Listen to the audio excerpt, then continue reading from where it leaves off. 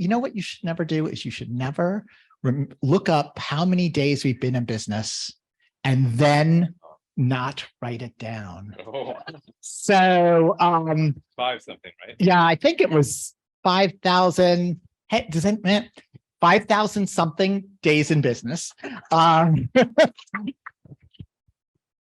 So welcome to Boswell Book Company and Books and Company's in-person readings from Oconomowaukee series. I'd like to pass the mic to Lisa Baudoin from Books and Company, who will do the introduction. When was your last event? Yesterday. Oh, well, then it's just +1. So whoever came yesterday. All right. So welcome, everybody. I'm thrilled to welcome both J. Ryan Stradal and Christina Clancy. Christina Clancy is our conversation partner for tonight. She's the author of Shoulder Season and The Second Home. Her work has also appeared in several publications, including the New York Times, the Washington Post, and the Chicago Tribune. She taught English at Beloit College for about 10 years, and she currently lives in Madison. J. Ryan Stradal is the author of the New York Times bestselling Kitchens of the Great Midwest and the national bestselling Lager Queen of Minnesota, both award-winning novels. I had too many "thes" in there and it didn't quite work for me. His newest novel is Saturday Night at the Supper Club. It's Lakeside Supper Club. Boy, you start and it keeps going. All right. His short writings appear in many publications, including the New York Times, the Wall Street Journal, and Granta, to name just a few. His short stories, which are fun to read, have appeared in several anthologies. So if you want to read a little bit more before the next novel comes out, I suggest you just kind of Google and see what anthologies they're in. And among his many hats, J. Ryan has been an editor and a producer, as well as currently serving on the board for the 826 LA, the nonprofit writing and tutoring organization co-founded by writer Dave Edgars. He lives in Los Angeles and he grew up in Hastings, Minnesota. And welcome. We're so thrilled to have you.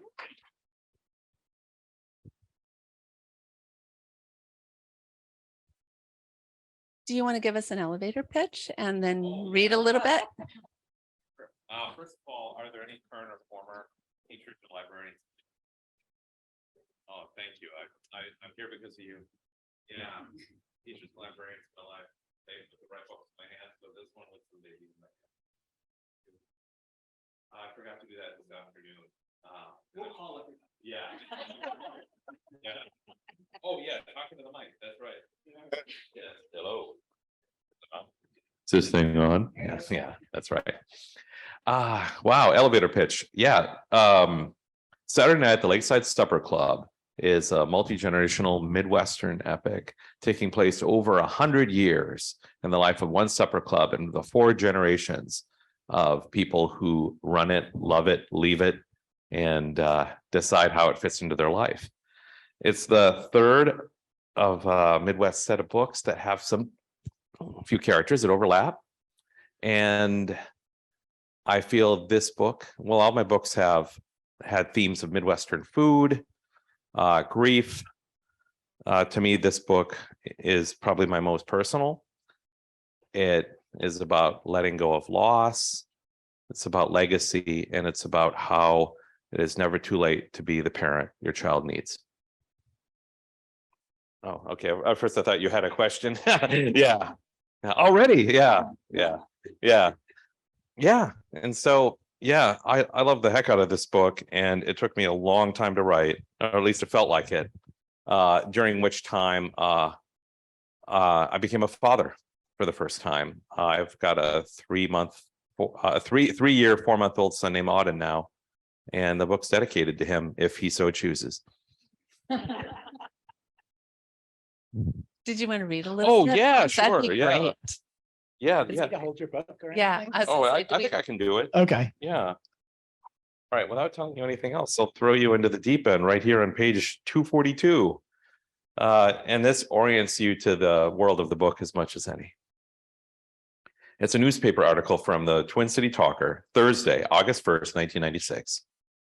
Elderly Minnesota woman waits for ride from daughter, by Cynthia Specht. On a Saturday in late June, Florence Jean Stenerud's daughter, Mariel Prager, promised to pick her up at the Our Savior's Lutheran Church pancake breakfast up in Bearjaw. Now, over a month later, Mrs. Stenerud is still in the church lobby, and she's still waiting. Refusing all other offers of transportation on principle, Florence is seen by many in the area as a hero. So many parents have experienced this kind of careless neglect from their adult children, friend and local resident Mildred Kokendorfer said. Florence knows how they feel, and they know how she feels. The 5 weeks spent waiting at the church for a ride home is believed to have shattered the unofficial, unverified record for public passive-aggressive waiting, set more than 30 years ago, when in September of 1965, Verna Swenson waited 24 hours at Mickey's Diner in St. Paul for her son Mitch when Mitch got the date wrong by a day. When informed of setting a possible record, however, Mrs. Stenerud seemed unimpressed. Although she wouldn't go on record, the pastor at the church, Jeff Staley, attempted to speak for her. I don't know about that term passive-aggressive. Maybe it's the other person being passive-aggressive. You know, it takes two to tango. Meanwhile, Staley, Kokendorfer, and other Bearjaw residents have rallied behind their stubborn friend, bringing Mrs. Stenerud food, changes of clothes, and entertainment. Several Scrabble, Yahtzee, and cribbage tournaments have been held, and a meat raffle featuring a visit from former Minnesota Vikings head coach Jerry Burns attracted a standing room only crowd last Thursday. Mrs. Stenerud has also received hundreds of letters from other seniors offering support, prayers, and shared grievances. She seems nonchalant about the attention. Jerry Burns told her, I said, just take it one day at a time. Just sit down there in the lobby and give it 100 to 110% every day. Both Mrs. Stenerud and Mrs. Prager have declined several requests for comments.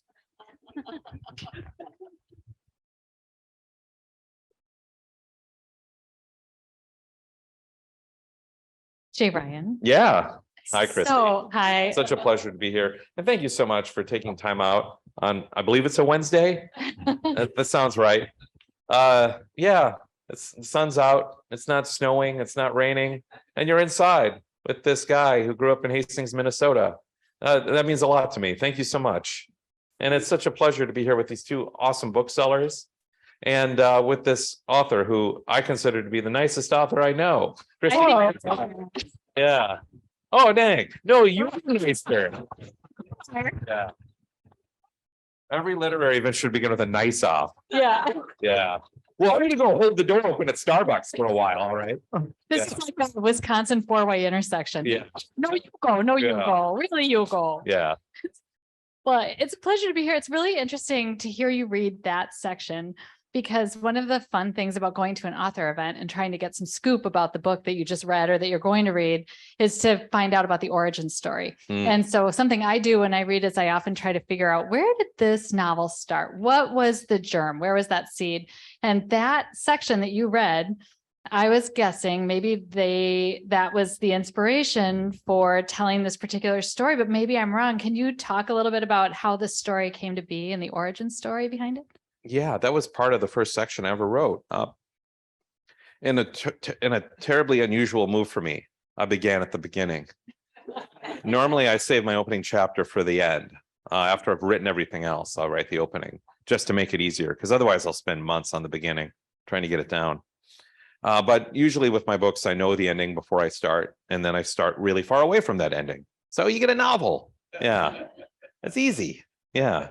But in this case, I wrote each character as a discrete unit. So I wrote all of Mariel's chapters, then all of Florence's, then all of Ned's, then all of Julia's. So by writing Mariel's first, this did come pretty early. I knew this was, the crux of Mariel's drama. Most of Mariel's chapters take place over a single summer, because my previous two books have also been Midwestern family epics that took place. First one over 30 years, second one over about 50 years. I thought, I'm going to challenge myself to write a book that takes place over a summer. And I did that. Mariel's chapters do mostly take place over a summer. But then in doing so, I realized she's been talking about her mother, Florence, quite a bit. We don't get to know Florence too well in the Mariel chapters, besides through Mariel's point of view, which isn't always super fair to Florence. So I thought I needed to give Florence a fair shake and help the reader understand Florence better than her own daughter does. In fact, Florence tells the reader things that she's never told her daughter. So getting back into that, I realized, oh, I got to tell her story. Okay. Well, where does her story begin? All right. Okay. This is going to take place over 100 years.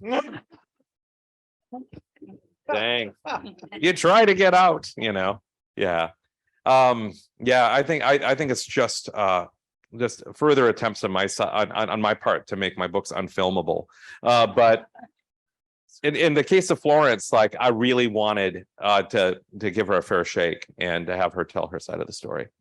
She's an incredibly complicated character. Yeah. And I remember when my first book was coming out, you read it really early and you gave me amazing advice about developing some of my characters. Yeah, especially your antagonist. Yeah, I remember thinking like, oh, wow, this is a great, but if I may be so bold, yeah, I enjoy talking with you about that and spitballing with a fellow author about that, because I fall into these, I don't know if you call it a trap, but I end up in these situations as well, where I realize a character isn't as complex enough as he or she or they could be.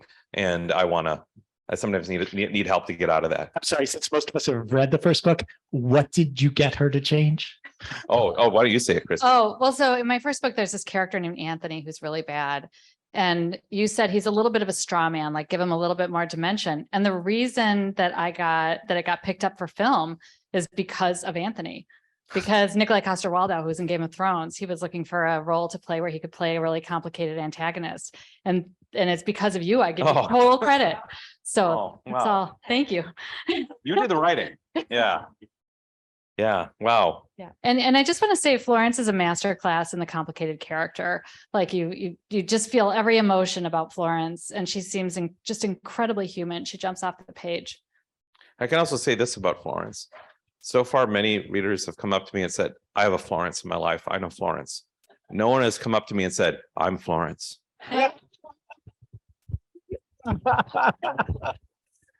That's amazing. Yeah.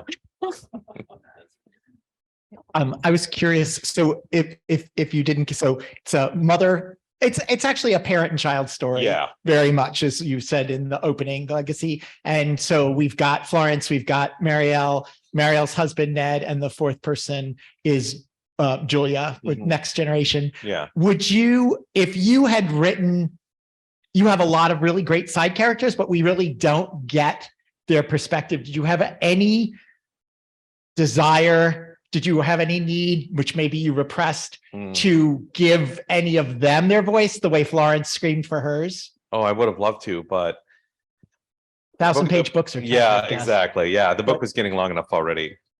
Who would it have been, though? Right. Oh, maybe Floyd. Yeah, I could have done a Floyd chapter. I came pretty close, but his generation is already kind of captured, and I don't know what he could have. I mean, he could have added some, but. And to me, Floyd is Florence's stepfather. Yes, that's right. That's right. Of Floyd and Betty's Lakeside. Yeah, Floyd and Betty's Lakeside Supper Club. So to be clear, this isn't the full title of the restaurant. Yeah, it's Floyd and Betty's. That's right. It's Floyd and Betty's Lakeside Supper Club. And Floyd inherits it from his father when his father and older brother go on a hunting trip, get in a car accident and perish. And Floyd ends up with the restaurant as a young man. And and meets Betty and Florence by chance in Red Wing, Minnesota. And the rest is history. I won't go further. Yeah.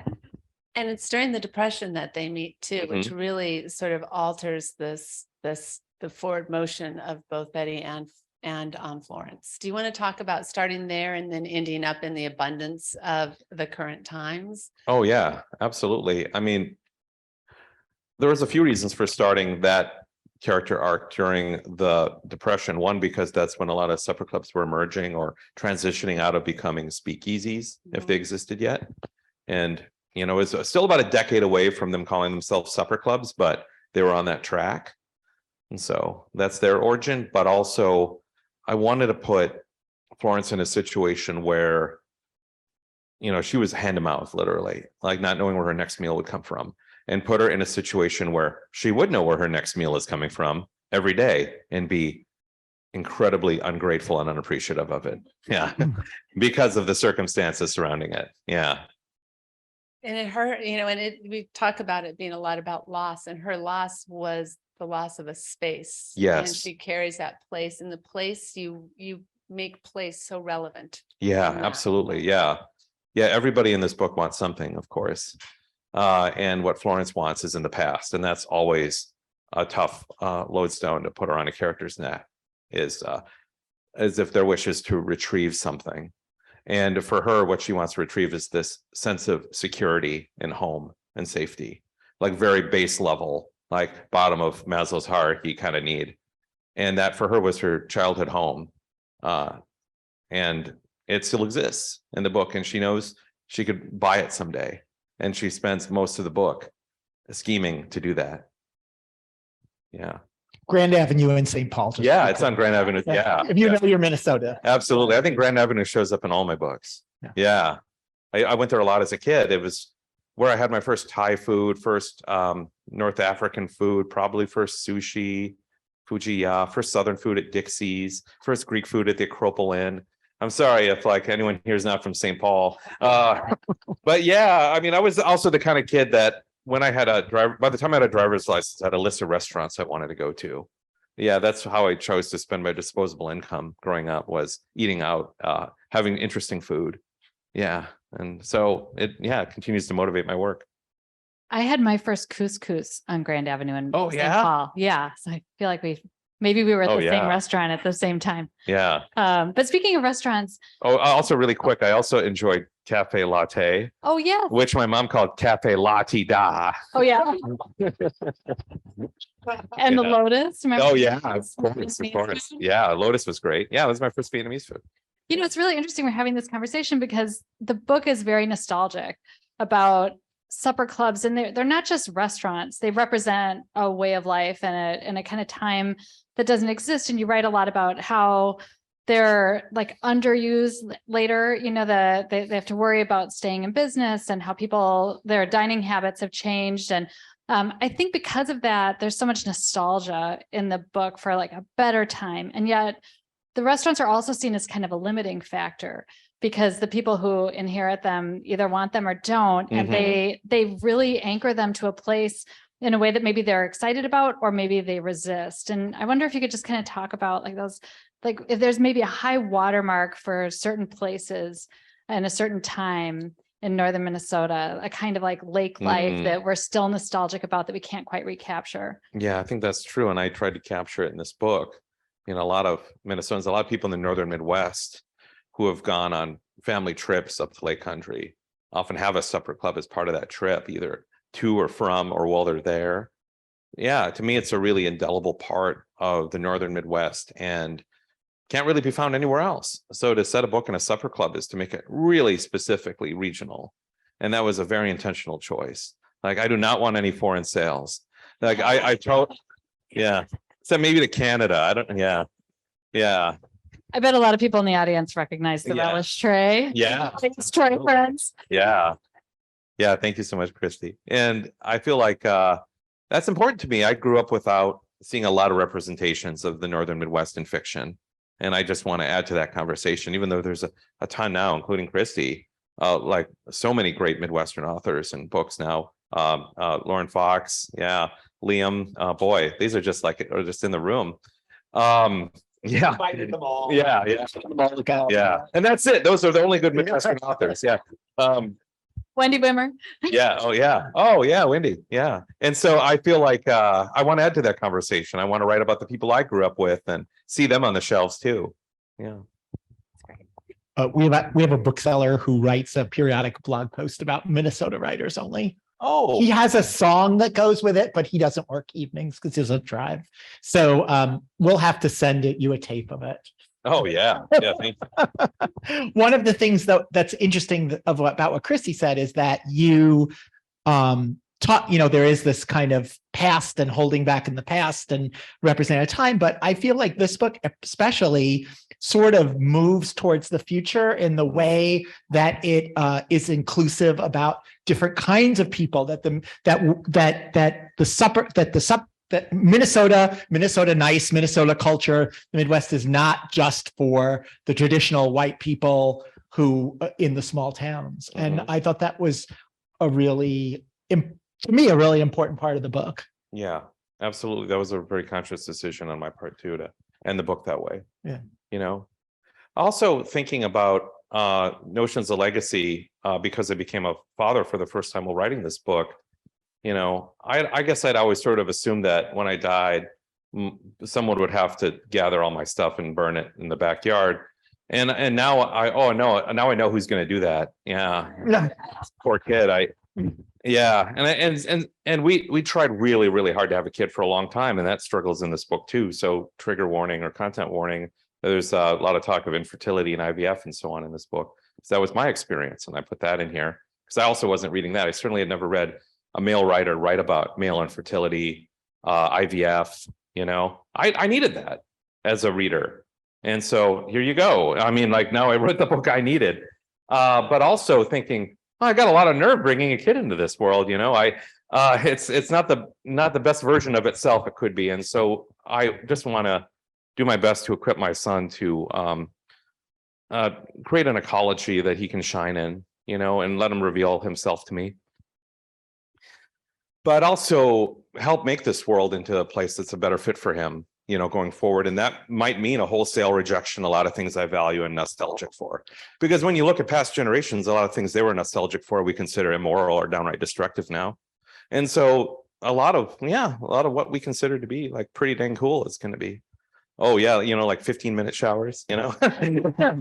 Yeah. So in other words, when your child grows up and you have that big fight, they can say to you whatever they wind up being, you should go read your own books. Yeah, go read your own books. Yeah, exactly. Yeah. And he'll say, yeah, if you want to eat at a restaurant that serves enough food for 2 meals in one sitting, then just go read your book and live in that world. Yeah. We're glad they're gone. Who knows? It's up to the next generation to decide what they want to keep and carry forward. And that's one of the ultimate themes of this book. And, you know, one that I had to wrap my head around, because I friggin' love supper clubs. I think they're great, you know, and one of the reasons I wrote them is I wanted to help inspire people to keep them going, you know. But also I understand that, hey, we got to make space for what deserves to be here, you know, as you put it, Daniel. There's something about the world that supper clubs thrived in that's kind of exclusive. Yeah, or at the very least, not diverse. I don't know if intentionally exclusive, but certainly, you know, didn't cast a really wide net in terms of its customer base and its ownership. So yeah, I think we need to think about that and recalibrate the world to be more inclusive. And I thought that the way you wrapped it up was so satisfying Oh, for that reason. That's really It kind. offered a lot of hope. It offered a space to move forward. Yeah. Oh, was great. thanks. Yeah. And you do such an amazing job writing female characters. And you just like whatever from Florence to Julia, the difference between the openness, the very sort of holding on tight to needing something. Where does all that range come from?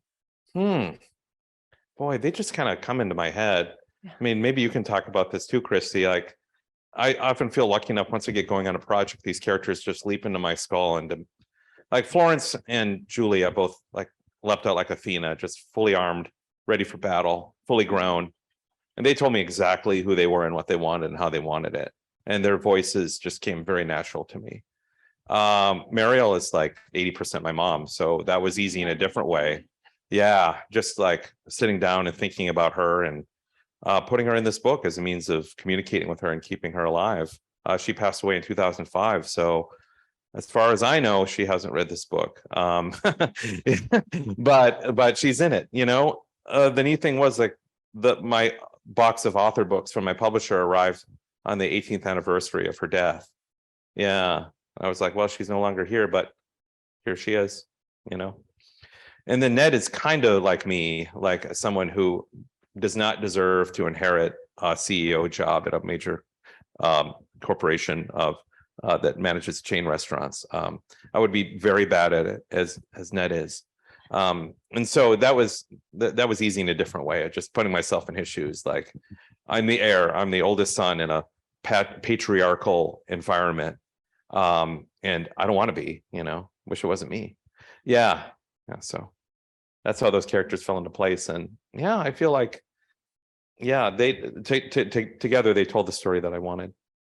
Speaking of characters, I've some writers I think start with characters like you were just saying you do. Yeah. And I that's how I write. Yeah. And then other writers are confused by why I'm so concerned about characters. They're like, to me, I've never really thought too much about my characters. I start with a plot and I need the characters to help move the plot from place to place. And I hear that and I can't even imagine writing a book that way.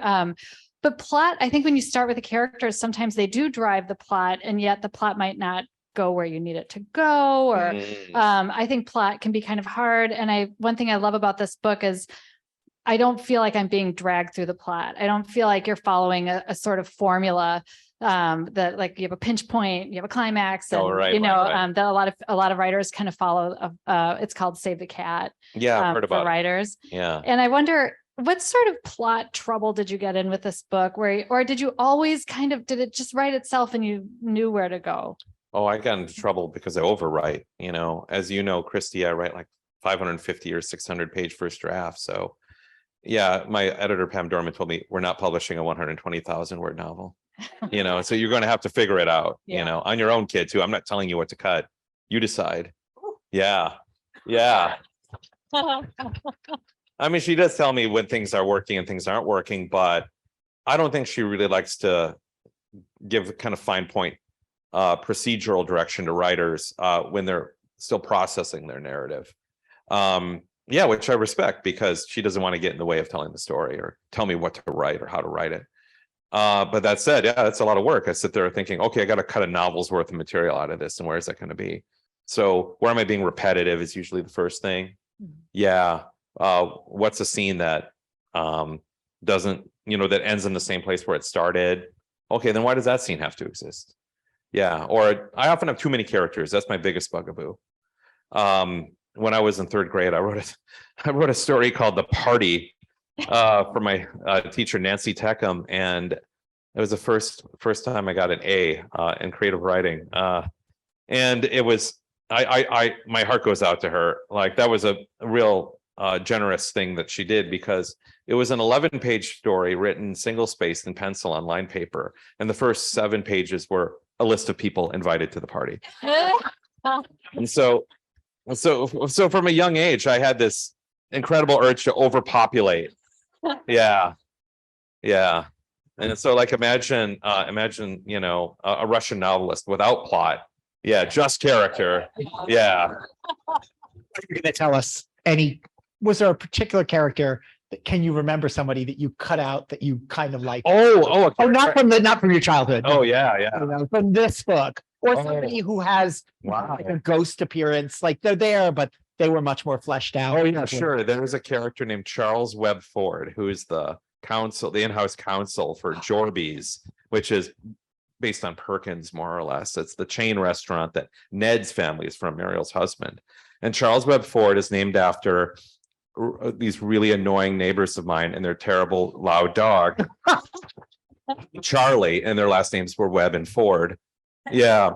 So it's fun. Like, don't piss off a writer. Yeah. And he's the only like really despicable person in the book. And he just has one scene. Yeah. Where he's kind of a snob and he's kind of mean to Ned unnecessarily. And he had more scenes before. Yeah. In fact, there was this whole college section in the draft that Chrissy read, and Charles Webb Ford is in college the same time as Ned. And like, yeah, I know, like, changed a lot of things. Like, yeah, he's older than Ned, but he's like, yeah. And so he's despicable in college too. And so when you see him again, it's like working for Ned's dad's company. You're like, oh no, that a-hole again, Did get to miss that, unfortunately. Yeah, exactly. And so, still. Yeah. But anyway, I don't really like to have bad guys in books either. I don't like to have one-dimensional villains. And and to the extent that I do in my books, they're usually in very small roles, like the guy at the scrapyard and Lager Queen, or I'm trying to think of one. Oh yeah, like the bad boyfriend, like that terrible boyfriend and the Octavia chapter. of Kitchens. I don't remember his name, but in any case, yeah, they're usually reduced to small roles by the time they're in print. And that was the case with Charles Webb Ford. He just gets this one scene now, and that's more than he deserves, actually. One thing I thought that was interesting about Pascal is the character of Carla, who is kind of awful to them in a way, but yet you could see her in another novel being the heroine of the book. Oh, absolutely. Like she's amazing, but Yeah. she's not amazing to them. She sort of gets Florenced in that you see her from a point of view that doesn't ultimately reflect well on her. But I agree. If you had heard her point of view, I think she could be heroic. I think she's a remarkable personality, actually. Yeah, she's an interesting, really Ned's interesting sister. person. Yeah, Ned's sister, Carla. Who's passed over. Yeah, who's passed over. Yeah, who's not even considered because she's the second child and a woman. Yeah, not even considered to be the heir. But she's got plans of her own, you know. Yeah, she's smarter than Ned, and you know, figures out how to get what she wants ultimately. And she had better musical taste, didn't she? Yeah, definitely. Yeah. Music's in all my books too. And that's a lot of fun. Thanks for ruining REM for me. Oh yeah. How did I ruin REM now? Oh yeah. Oh yeah. That's a spoiler. Yeah. All right. Can't do that. Took me a second. Nothing. Took me a second. Yeah. Yeah. Oh, my turn.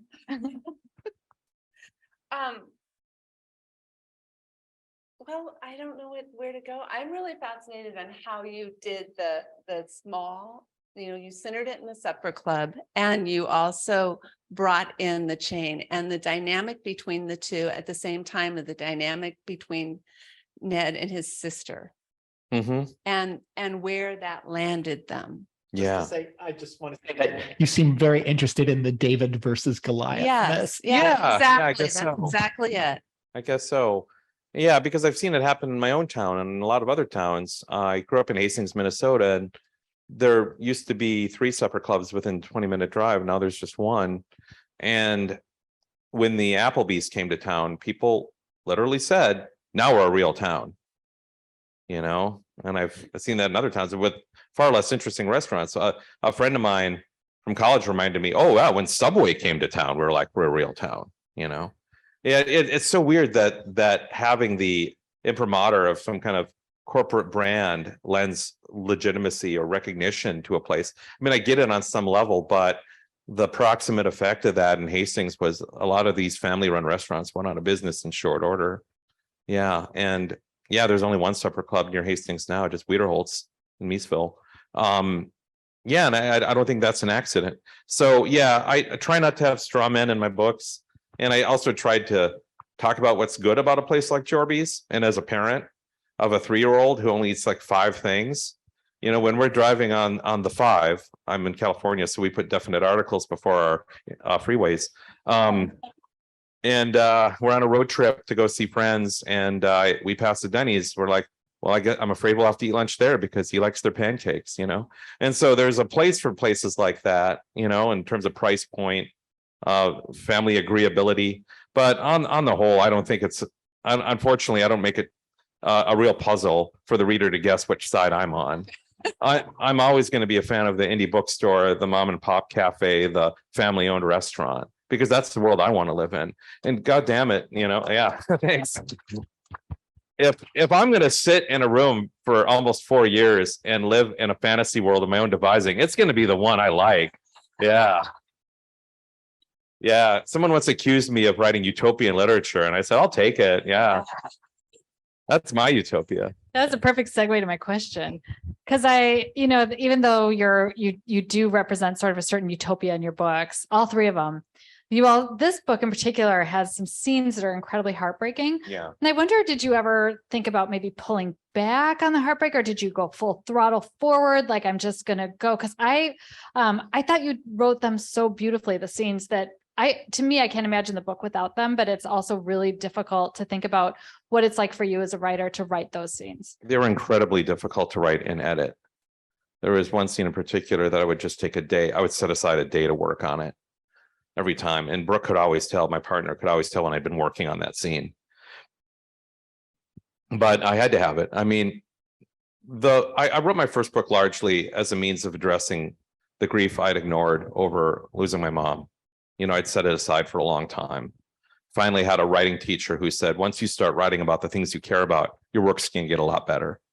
And I decided to take that as a challenge and eventually sat down to write Kitchens as a means of working through the grief and not ignoring my mom's death and not thinking about her anymore, but thinking about her every day and actively thinking about what she wanted in the world and what she liked and keeping her alive by putting her in this book. And Lager Queen was an extension of that in terms of like reconciliation. There were people on my mom's side of the family who hadn't spoken in a long time. And one of the questions I asked myself and sitting down to write that book is, what would it take for them to speak to each other? And what would it take for someone like my mom's mom to change and be generous in a surprising way to a family member? And this last book, it takes on some heavy loss, but one of the ultimate themes of the book is about letting go of loss and refusing to let that loss continue to define your life or act as a wedge between you and a loved one. And that was something I needed to do personally. So I wrote this book as a means of working that out. That line about what you said about it's never too late to be the parent your child needs. That's so beautiful. And so, it puts the book in, I was trying to kind of come up with the words myself, but you're the writer and I couldn't do as good a job. And it is really, it is heartbreaking. And I know we were talking about reviews and there's some people who can't take some of them. Yeah. One of them in particular, the one that's not even about a person, but yeah. that's the hardest loss of all. But but it is true. It's like you have to face it. And as I often say, funny and sad are the two best emotions to go together in a book. So oh wow. Yeah. And this, I think, is my funniest and saddest book. yeah. Yeah. Yeah. I love it. I love books that are both funny and sad. Yeah. I set out very intentionally to do that. And, once again, I wrote most of this book during the pandemic and I couldn't actually go to any of these restaurants I'm writing about. I had to come up with a restaurant in my imagination that I went to every day instead. Yeah. And you worked at a supper club I and did. that informed a lot of the kitchen scenes, the bar scenes and those Absolutely. experiences. Yeah, both from my memory, but more so from interviewing my former boss. His name was Mike Rowan, and he managed the Steamboat Inn in Prescott, Wisconsin. And interviewing him and getting some of his stories, including the stories of his son, Pat, who was obviously expected to work at the restaurant and did so from a young age. Like Mike and Pat are in this book, big time. Yeah. And yeah, that it was important to me to get those kinds of details down because I remembered some things, but boy, yeah, their stories really help flesh it out. And I think the overwriting pulls all that in, like that one scene where he just makes the appearance and he's so mean that really it changed the trajectory of how he felt, how Ned felt, or I keep saying Ned, it's Ned, not Tad. Yeah. That Ned felt about what he was doing. It shook his confidence enough to kind of make him stop. So all that overwriting was good. Oh, thanks. It was necessary. Yeah, I consider no day spent writing a day wasted. That even if I ended up throwing it all out, I got closer to something that is worth keeping. But do any of them come back in other stories that are not novels? Sometimes. Okay. Yeah. Yeah, certainly when you cut 250 or 300 pages from a draft, there's a story in there somewhere. Yeah. It's like, throwing out pancake batter, Yeah. It's like you could have made a pancake out of some of that. Yeah. And every so often I do, but mostly I just want to keep going on the novel. I don't want to stop and write a short story unless I have to. Yeah. I.e. there's money involved. Yeah. I love the pancake batter metaphor. I'm going to be using that a lot. I know we also want to have questions from everybody. I just have another question though. You live in Burbank. Yeah. And you write about the Midwest. And I wonder what it is about the Midwest that captivates you so much that makes you want to keep writing about it. And is your next project maybe going to be set in the Midwest again? Or do you think? Wow, that's a lot of questions. I know. Yeah. I get a limited amount of time. Yeah, So. I get for that. Yeah. Oh yeah. I still am motivated to write about the Midwest because I grew up there and I wanted to see books set there. But I think I kind of have the inkling that my next book is gonna take place in the wine industry. And lends itself to California a little bit more, but I will say that there's going to have to be chapters set here, set in the Midwest. So there are plenty of wineries throughout the Midwest, and I think it's going to be a interesting wine scene as the 21st century advances. So yeah, I want to write about that. I have a lot of questions about it. I mean, before I sit down to write, I always ask 3 questions in there. What am I afraid of? What do I want to see in the world? And yeah, what's the Wait, third okay, one? I am hanging. Yeah, I need to know your third question. yeah. What I'm afraid of? What do I want to see in the world? And what am I curious about? What do I want to learn? And so I usually create characters that don't know anything about what I want to learn, and their process of educating themselves educates me. It also keeps me from being too didactic. Yeah, just like I learned what the character needs to know, not what, like Lager Queen is the same way. I created 3 characters who, when you meet them, they don't know anything about beer, and they learned exactly what they needed to know and nothing more. I love that. Thanks. We haven't really talked about Supper Club itself and some of Oh, the things. I mean, yeah. we have a sample relish tray. Yeah, Those are mighty big radishes to Yeah. eat. yeah. I was curious. I know you did work in a supper club in Wisconsin. Mhm. What about, but you grew up in supper clubs in Minnesota. Yeah. So was there any sort of difference? We've been, as we know, the brandy old fashioned Yeah. with soda is. Yeah, the ones I know in Minnesota all have brandy old fashions with soda. Do they call it Wisconsin style? They should. Yeah.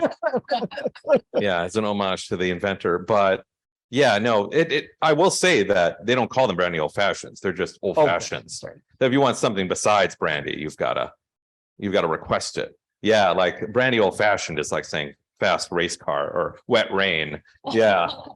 Yeah, it's a tautology. So you gotta specify if you want a variation on the theme. Yeah. Yeah, even in Minnesota, even in the supper clubs I know in Minnesota.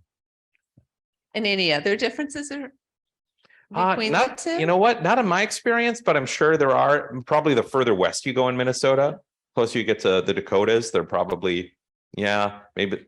I know at least one where the relish tray isn't free, and that's, sacrilegious. Yeah, yeah, where they charge for it. Yeah, for a relish tray. Yeah, I know, right? Yeah, boy. Did you see the Butterfly Club? Have you guys ever been to the Butterfly Club outside of Beloit?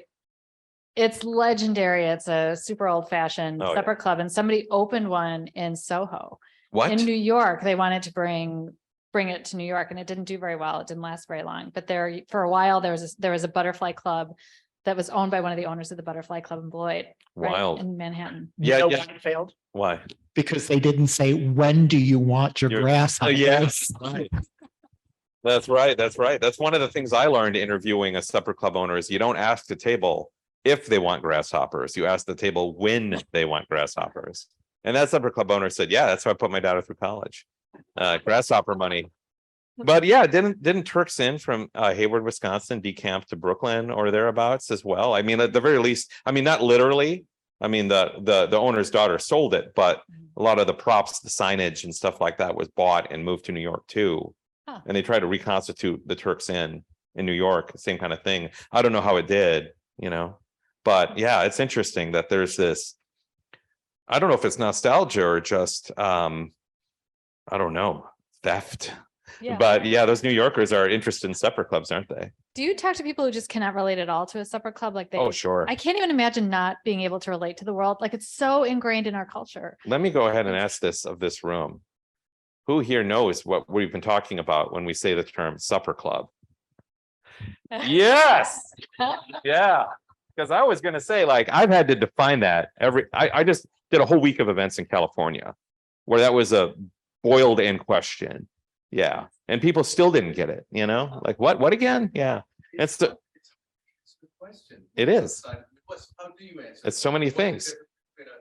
Oh no, you're making me say it. Oh man.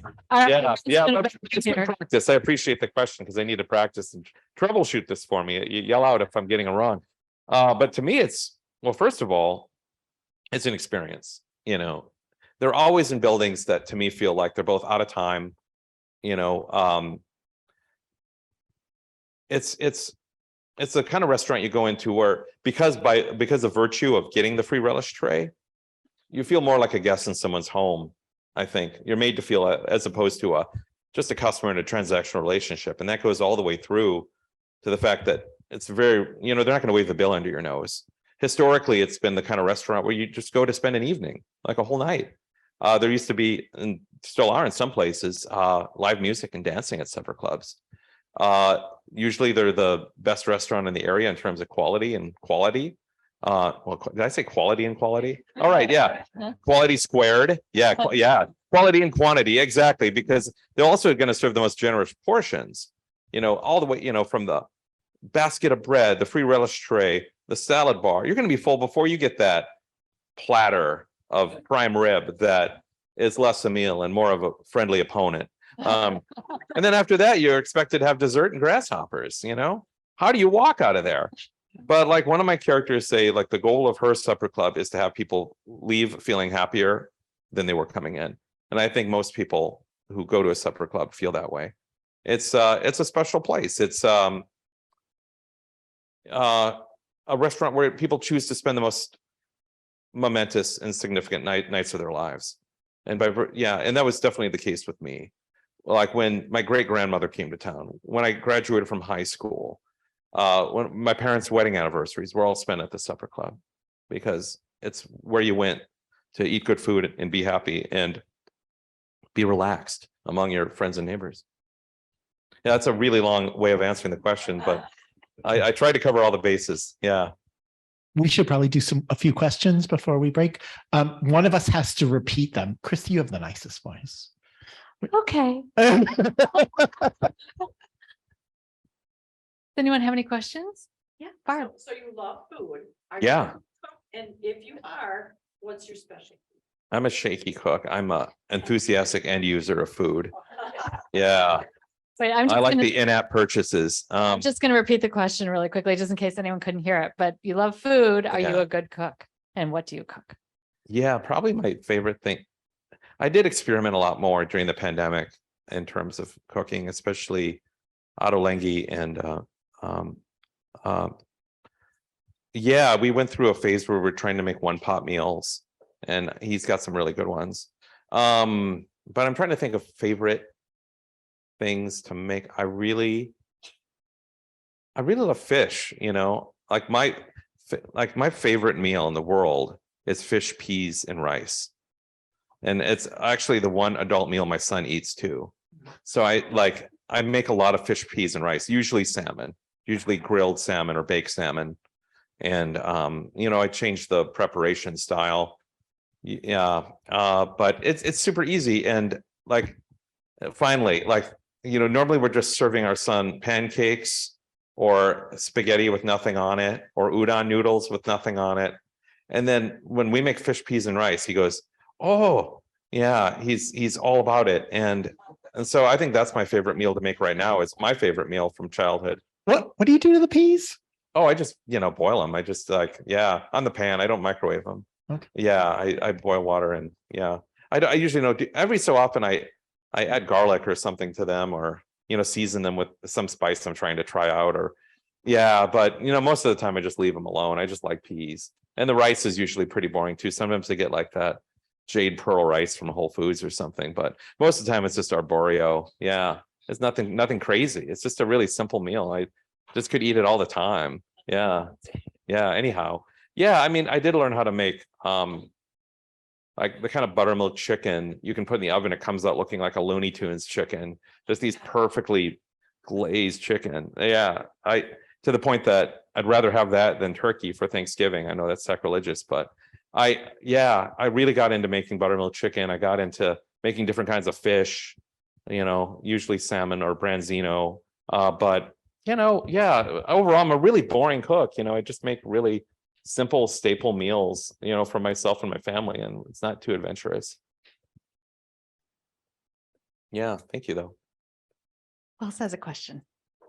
Yeah. Oh, Yeah. Here, I'll just repeat that really quickly. So the audience member said you have said you don't want your books, or you're not sure about your books being made into movies. I'm not saying I don't want it. I'm just saying it's never going to happen. Kind of guessing you do, but Yeah. Yeah. Do you imagine this book as a movie? Oh, it'd be hard to. I don't see Hollywood making it in any case. I don't think about it. This is a finished product. Everything else is derivative IP. It's a cover version. Yeah. It's We a have a copy. famous director in the house Yeah. right now, so, I'm just saying, Yeah. it'd be great for a movie. Yeah. Great. Okay. Yeah. Yeah. Yeah. Yeah. We'll talk. I guess. Yeah. Yeah. Oh, but overall, I mean, I feel like I don't know who would make it. I just feel like I try not to think about that kind of thing. It's out of my control. Don't you think though that, I mean, I was saying to you that I think I wouldn't be surprised for a film person to just fall in love with the book and just go, I'll do whatever it takes. And Oh, because your characters come first, the complicatedness of your plot, well, could be a streaming series, but also could be, worked out. Like if Mhm. the heart of the story is there. I mean, I was reading about one adaptation where like, this is, and I don't want to say what it was because I don't want to, maybe someone would watch it and get mad at me. But even though I didn't even say it, I didn't watch it or read the book, but where they said it was too close. It was too loyal to the book. And so, the question is, do you want to micromanage Oh, an no. adaptation or you want to sell it and say, If "Here, someone, you've got it. if someone feels really passionate about the story and wants to retell it, I'd say they should insert their voice so it's close to them. I would feel more intimately attached to a project that I felt I contributed to emotionally, and so I'd want to give them that opportunity. Yeah, and if that means changing things, that's up to them. Yeah, like this is what I set out to do, and anything that someone wants to do with it is up to them. Yeah, it's out of my control, but I hope that if they were driven to do it, that would they'd have a connection with it, and that they would honor that connection by changing in a way that speaks to them. I think what's exciting about thinking about your book being turned into a film is just the idea of collaborating with other artists, because so much of what we do is just by ourselves. In a That's room. right. That's right. It's not very collaborative. It's until we get an editor saying cut 250 pages. Yeah. I think we have time for one more question. Okay. Yeah. Yes, in the green. And Christy, you need to repeat that. Okay, so first of all, I feel like I'm translating. First of all, thank you for writing about IVF. Yeah. So many people can relate to that, and it's National Infertility Week, you said. So great. And then the other part of the question was, can you repeat that again? How has becoming a father changed, maybe not changed the way you write about family? Okay, how has becoming a father changed the way you write about family? Wow, it's changed it a lot. It's given me a lot more insight into the ins and outs of what happens day to day. Before, I'd been a kid once. I'd been around kids. I remembered what it was like, and I could write about family, but in a way that felt a little more abstract to me, and I'd use my imagination. Now I'm pulling from things that my son actually does, or things I'm actually observing within myself, both good and bad things. Like there's aspects of Florence in this book where she's like the overprotective, paranoid mom. That's me sometimes. Think like, my son can't go in the front yard because there's bees. My son can't go in the backyard because there's rattlesnakes. He has to stay inside. Oh, he can't go in the kitchen because there's knives. He just has to sit in the middle of the living room. Yeah. And I'm gonna get the fence from outside. I'm gonna get the kitty fence. I'm gonna surround him in it. Yeah. Yeah. Can't have the TV on because something might be scary. Yeah, there's that part of me that, I don't think it's just because we work really hard to have a kid, we're overprotective. I think there's just that part of us that I need to let go of so he can slip and fall on his own and discover who he is. And I worked through that writing this book. I tried to deprogram myself a little bit and write some of my, the negative aspects of parenting that swirl around in my brain through characters as well as the positive ones. Yeah. I didn't want to over idealize it. Yet at the same time, he also, like, through his enthusiasms, I understood, at what age range certain developmental things happen and certain expressions of opinion and taste start to make manifest.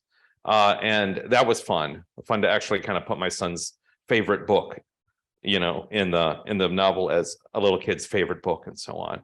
So writing from experience like that. But from a practical standpoint, it's changed everything. I used to be a morning writer. Yeah, now I write when he sleeps, basically. Yeah, right when he naps, and then especially when he goes down for bed, I keep the monitor up on my desk and I watch him and go, all right, I think he's down for good. And now that he's a little older, he stays down, which is super helpful. Yeah, but yeah, and he's also in preschool, so I can write when he's in school now. And so there's that. And then that way I can be more attentive to him when he's home and I'm not feeling like it's a compromise. It's an adjustment, it's an acceptance. It's not a compromise.